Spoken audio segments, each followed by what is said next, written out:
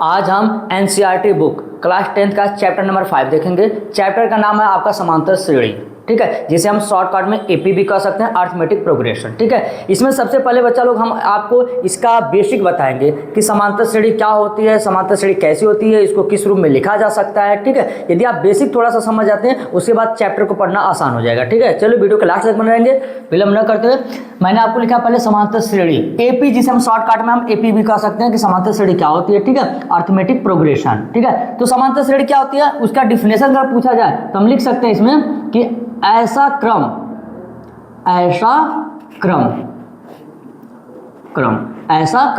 जिसका अंतर बराबर हो, है ना। ऐसा क्रम होना चाहिए, ऐसी श्रेणी होनी चाहिए जिनका अंतर क्या हो, बराबर हो। आप ऐसे भी लिख सकते हो ऐसा क्रम जिनका अंतर बराबर हो, ठीक है। आप जिसका की जगह जिनका भी लिख सकते हैं तो और भी बेहतर हो जाएगा, ठीक है। ऐसा क्रम जिनका अंतर बराबर हो समांतर श्रेणी कहलाता है एपी। जैसे एग्जाम्पल के रूप में समझिए, एग्जाम्पल जैसे मान लीजिए 2, 4, 6, 8, 10, 12, ये तमाम किस्म के हो सकते हैं, ये है, ठीक है। आप इधर भी ले सकते हैं 10, 20, 30, 40, 50, 60, यह एपी है, इसको हम एपी कह सकते हैं। मैटर आप समझ में आ रहा है, यह क्या है, एपी है जिनका अंतर बराबर हो। जैसे एक साइज से एक श्रेणी क्रम में चलता हो, लेकिन आप देखने में आपको लग सकता है नहीं, आप ये छोटा सा आप बता सकते हो नहीं सर इसका तो अंतर बराबर दिख रहा है, लेकिन अंतर बराबर दिख रहा है, लेकिन इसको हम प्रूफ कैसे करेंगे नहीं इसका अंतर बराबर है, समझ रहे आप। इसको हमको प्रूफ करना होगा इसका अंतर कैसे है, ठीक है। तो पहले आप समझ जाइए इसका अंतर कैसे निकाला जाता है, जिसे हम अंतर को कहते हैं हम सर्वांतर, ठीक है। दो संख्याओं का आप नोट में लिख लीजिए आप अंतर, दो संख्याओं के बीच का अंतर, दो संख्याओं के बीच का अंतर, दो संख्याओं के बीच के अंतर को हम क्या कहते हैं, सर्वांतर। क्या होता है, सर्वांतर, जिसका सूत्र होता है दूसरा पद माइनस पहला पद, ठीक है, दूसरा पद माइनस पहला पद। आप इसके या भी कर सकते हो d बराबर a2 माइनस a1 के, ठीक है, आप ऐसा भी कर सकते हैं, ठीक है। आप देखिए मैं आपको बता दूं, ये जो पहला पद है इसको हम क्या बोलते हैं, a, ठीक है। ये जो दूसरा पद है इसको हम बोलते हैं a2, तीसरा को हम बोलते हैं a3, इसको बोलते हैं a4, इसको बोलते हैं a5, इसको बोलते हैं a6, इसको a1 भी बोल सकते हैं आप। देखिए पहले पद को हम a1 बोलते हैं, दूसरा को a2, तीसरा को a3, चौथा को a4, ऐसे ऐसे। अगर हमारा यहाँ पर 6 रहेगा, अगर हमारा इसी तरह 12वां पद रहेगा तो क्या बोलेंगे उसको, a12, 12वां पद को क्या बोलेंगे, a12। जैसे बच्चा 5वां पद को a5 बोल रहे हैं वैसे ही 12वां पद को a12 बोलेंगे, 6वां पद को क्या बोलेंगे, a6 बोलेंगे, 7वां को a7 बोलेंगे, 50वां पद रहेगा तब a50 बोलेंगे। हाँ, पहले पद को a1 बोला जाता है, आप a1 न लिखे आप a भी लिखेंगे ना तब भी चलेगा। a1 और a में कोई डिफरेंट नहीं है, बात को समझने की कोशिश कीजिएगा, a सफिक्स में छुपा रहता है, तो a बोल सकते हैं a1, बात एक की है। इसका एक दूसरा और भी रूप होता है, पहले पद को a बोलेंगे, दूसरे पद को हम बोलें तो a प्लस डी भी बोल सकते हैं, तीसरे पद को a प्लस 2d बोलते हैं, इसको a प्लस 3d बोलते हैं, इसको a प्लस 4d बोलते हैं, इसको a प्लस 5d बोलते हैं। सेम कंडीशन में इसको भी ऐसा बोल सकते हैं। देखिए पहले पद को a ही बोला जाता है, दूसरा पद को a प्लस d भी बोला जाता है। देखिए ये भी सही है, ये भी सही है, दोनों ही सही हैं। अगर मैं पहले पद की बात करूं तो a, दूसरा पद की बात करूं तो a प्लस d, तीसरा की बात करूं तो a प्लस 2d, एक कम करके आप बोलिएगा। देखिए तीसरा पद कोई बोलेगा तो a प्लस 2d, चौथा कोई बोलेगा तो a प्लस 3d। चौथा पद की बात करें, चौथा पद तो हम इसको दो तरीके से बोल सकते हैं। चौथा पद को a प्लस 3d, एक कम करके बोलना है, ठीक है, या a4 भी बोल सकते हो, दोनों ही सही हैं। इसी प्रकार से अगर मैं आपसे 5वां पद पूछूं तब 5वां पद तो a प्लस 4d, देखिए a प्लस 4d, एक कम, या A5 भी इसको बोलेंगे। ठीक है, ये तो बात समझ में आ गई कि हम पदों को क्या बोलेंगे, किस प्रकार से हम उसको निर्देशित करेंगे, किस प्रकार से हम उसको प्रदर्शित कर सकते हैं। ठीक है, पहला पद को क्या बोलेंगे, ए बोलेंगे, दूसरा पद को क्या बोलेंगे, A+D बोलेंगे, तीसरा को A+2D बोलेंगे, चौथा को क्या बोलेंगे, A+3D बोलेंगे। इसी तरह तमाम किस्म का 100वां पद आएगा तो क्या बोलेंगे, A+99D, एक ठे कम करके बोला जाता है। ठीक है, A100 भी आप बोल सकते हो। यह AP कंफर्म करने के लिए, मैं AP कंफर्म करने के लिए, AP है या नहीं, AP है या नहीं, इसके लिए आपको क्या होना चाहिए, सर्वांतर आपका बरोबर होना चाहिए। क्या होना चाहिए, सर्वांतर आपका बरोबर। AP है या नहीं, सर्वांतर क्वेश्चन है, मान लीजिए यहाँ पर समझिए क्वेश्चन पूछ रहे AP है या नहीं, तो इसके लिए क्या, सर्वांतर बराबर है AP है, AP है, सर्वांतर बराबर नहीं है, AP नहीं है, AP नहीं है। ठीक है, आप इसका स्क्रीनशॉट ले लीजिए, मैं आगे की बेसिक आपको बताता हूं। ठीक है,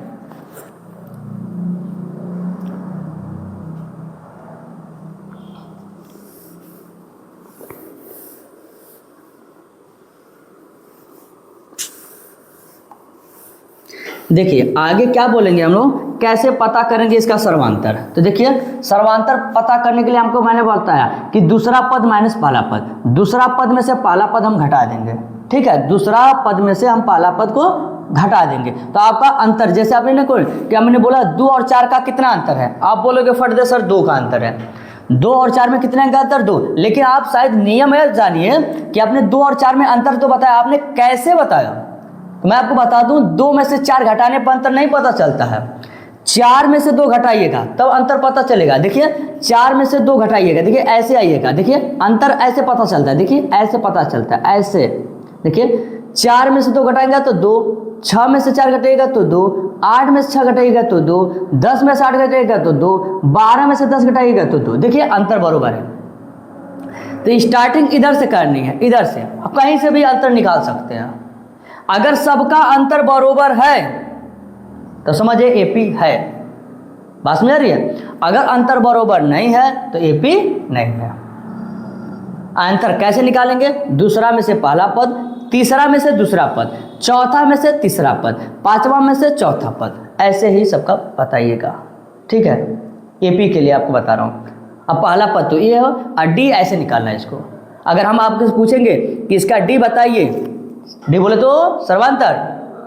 ठीक है, इनमें डिफरेंस कितना है, अंतर कितने का है, तो जब भी आपसे डिफरेंस पूछा जाए तो डिफरेंस आपको बताना है, तीसरा पद में से दूसरा पद घटाना है या तो दूसरा में से पहला, कोई भी घटा सकते हो, कोई बाउंडेशन नहीं है कि नहीं दूसरा पद माइनस पहला पद ही किया जाता है, तीसरा पद माइनस दूसरा पद कर लो जी, कुछ भी हो सकता है। 10वां में से 9वां घटा दो तब भी डिफरेंस निकल के आ जाएगा। अगर AP है तो कहीं से भी आप निकाल सकते हैं। देखिए 4 में से 2 घटा दीजिए, इसका डिफरेंस 2 निकल के आ जाएगा, ये आपका आंसर हो जाएगा। अंडरस्टैंड। तो चलिए विलंब ना करते हुए सिलेबस की ओर तरफ बढ़ते हैं। जो पहला क्वेश्चन दिया है आप स्क्रीन पे देखिए,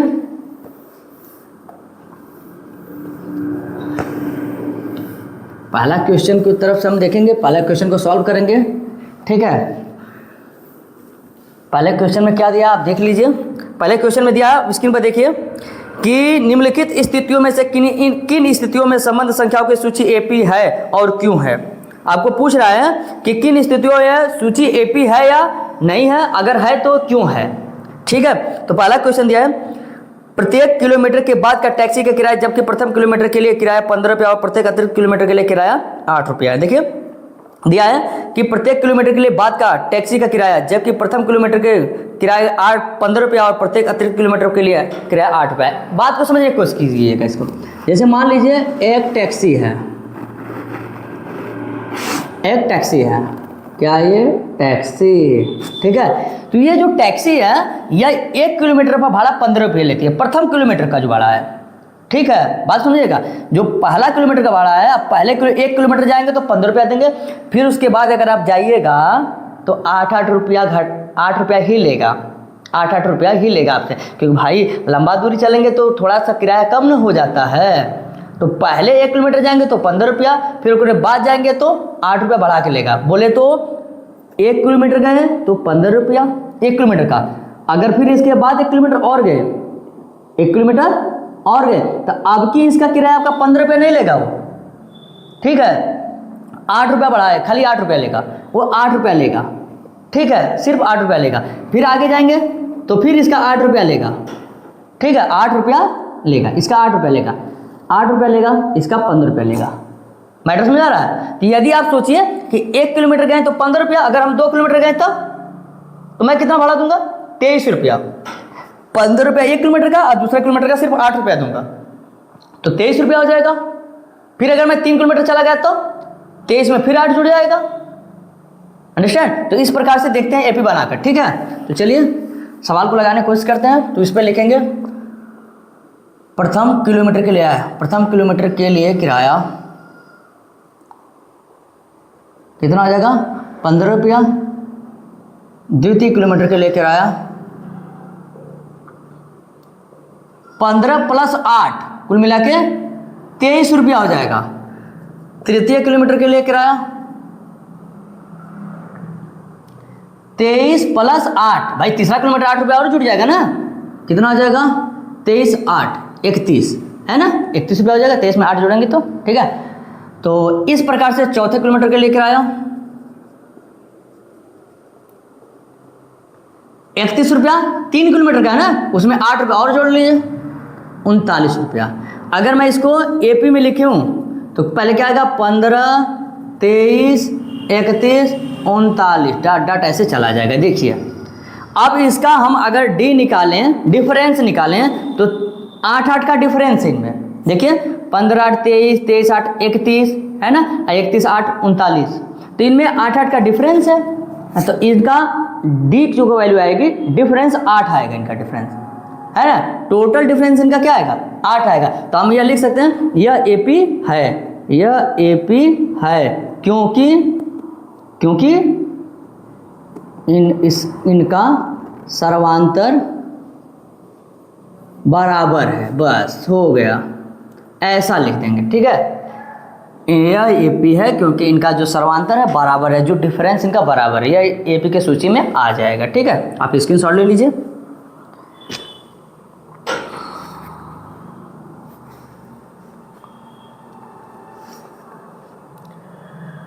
नेक्स्ट क्वेश्चन पे बढ़ते हैं। उसी का सेकंड नंबर क्वेश्चन है, फर्स्ट नंबर का ही सेकंड नंबर क्वेश्चन है बच्चा।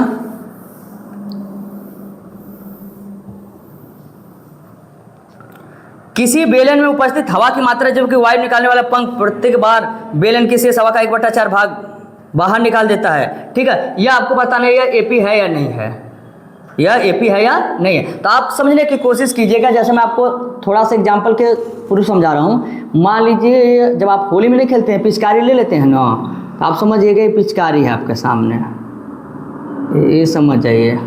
और इसमें एक डंडा लगा रहता है, आपको देखे होंगे आप लोग, ठीक है, समझिए पिचकारी है, ठीक है, समझिए। किसी बेलन, ये बेलन के आकार का है, किसी बेलन में उपस्थित हवा की मात्रा, अगर मान लेते हैं इसमें जो हवा की मात्रा है कितना भी हो सकता है भाई, ठीक है, हवा की मात्रा, जबकि वायु निकालने वाले पंप प्रत्येक बार बेलन के शेष हवा का 1/4 भाग बाहर निकाल देता है, हवा का 1/4 भाग बाहर निकाल देता है। जैसे कि उमन इतना हवा है, समझिए उसमें इतना हवा है, जब मैं एक बार ऐसे मारता हूँ थोड़ा सा, तो उसमें से 1/4 भाग बाहर निकल जाता है, हवा का 1/4 भाग बाहर निकल जाए। फिर मैं दोबारा मारूंगा, फिर जितना शेष हवा रहेगी उसका 1/4 भाग फिर बाहर निकल जाएगा। फिर मैं मारूंगा तो उसमें जितना हवा है फिर 1/4 भाग बाहर निकल जाए। तो इसमें मान लेते हैं हवा की मात्रा कुछ भी हो सकती है, एक्स मान लेते हैं। इसमें हवा की मात्रा क्या मान लेते हैं? माना हवा की मात्रा एक्स है, मान लेते इसमें हवा की मात्रा क्या है? एक्स है। इसमें मान लेते हैं हवा की मात्रा क्या है? एक्स है। आप कुछ भी मान सकते हो भाई, यहाँ भी मान सकते हो, यस भी मान सकते हो, टी कुछ भी मान सकते हो, मानने वाला कोई रोका नहीं है आपको मानने में। मैथ का तो यही सबसे इंटरेस्टेड चीज़ है कि मान कुछ भी मान सकते हो, लेकिन सवाल का कंडीशन सही होना चाहिए। हवा की मात्रा मान लेते हैं एक्स है। अब हवा एक्स है तो हवा एक बार पहले मारेगा, मान लो उसमें कंडीशन दिया है ना, वायु निकालने वाला पंप पहली बार में पंप मारेगा, प्रथम पंप मारने पर शेष हवा की मात्रा, हवा की शेष मात्रा, हवा की शेष मात्रा, मात्रा कितनी हो जाएगी। अब मान लीजिए कि अब उसमें हवा टोटल x है, तब पंपवा मारेगा तो उसमें 1/4 भाग बाहर निकल जाएगा, तो x का 1/4 भाग कितना होगा, हवा की मात्रा का, हवा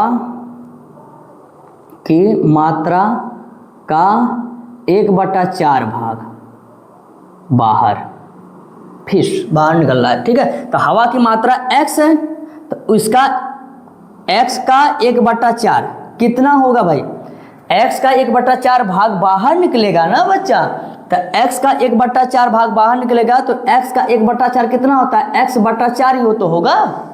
देखिए x गुणे करेंगे का मतलब गुणा 1/4, तो x से कम है x/4, x का x/4, तो x का जो 1/4 हिस्सा होगा x/4 होगा। तो पहले हवा कितनी थी, x थी, तो उसमें से x/4 निकल जाएगी, हवा का 1/4 भाग बाहर निकल रहा है, तो हवा का तो जो x है, तो x का 1/4 x/4 होता है, तो यही तो बाहर निकलेगा। तो इसमें कितनी हवा बच जाएगी, जब x बटा, तो 4 का गुणा x में करेंगे 4x में से 1 जाएगा, तो कितना बचेगा 3x/4। अब ये शेष हवा है बच्चा, अब फिर उसमें निकालेगा द्वितीय बार में, द्वितीय पंप मारने पर हवा की शेष मात्रा, अब 3x/4 पहले से था हवा, अब उसमें से फिर इसका 1/4 भाग बाहर निकलेगा। ध्यान दीजिएगा, अब 3x/4 का 1/4 गुणे 1/4, देखिए 3x का 1/4, तो कितना हो जाएगा 3x/4 ये चीज़ बाहर निकलेगी, ये चीज़ बाहर निकलेगी। ये देखिए 3x/4 का 1/4 ये होगा, 3x/16 होगा, इसका 1/4 भाग ये होगा। देखिए मैंने यहाँ पे निकाला 3x/4 का 1/4, देखिए 3x में 3 3 चौका 16। ठीक है, अब निकाल लीजिए, इसको निकालेंगे तो एलसीएम लेना पड़ेगा, 4 और 16 का एलसीएम कितना आएगा 16, 4 चौका 16, 4 3 12 x माइनस 16 3x बराबर 12 में से 3 जाएगा 9x/16। ठीक है, इस प्रकार से निकलेगा। इस प्रकार से और भी आप निकालें, अब 9x/16 लिख लीजिएगा, 9x/16 का फिर 1/4 निकाल लीजिएगा। तो ठीक है, तो इसमें देख लेते हैं ये एपी में बन रहा है कि ना। तो पहले x था, पहले हवा कितनी थी x था, फिर उसमें हवा कितनी बची 3x/4, फिर हवा कितनी बची 9x/16। ठीक है, 9x/16 डॉट डॉट इसी तरह। अब देख लेते हैं क्या यह है, इसका डिफरेंस बरोबर है, इसका डिफरेंस बरोबर है या नहीं। डिफरेंस अगर बरोबर रहेगा तो एपी के सूची में आएगा, डिफरेंस बरोबर नहीं एपी की सूची में नहीं आएगा, सिंपल सी बात है।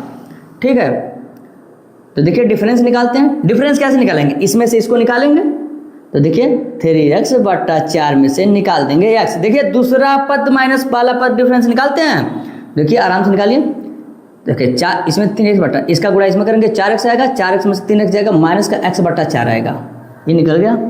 दूसरा डिफरेंस निकालिए d1 d2 निकालिए। दूसरा डिफरेंस इसमें से 9x/16 में से निकालेंगे 3x/4, एलसीएम लेंगे 16, 9x माइनस 4 चौको 16, 4 3 12।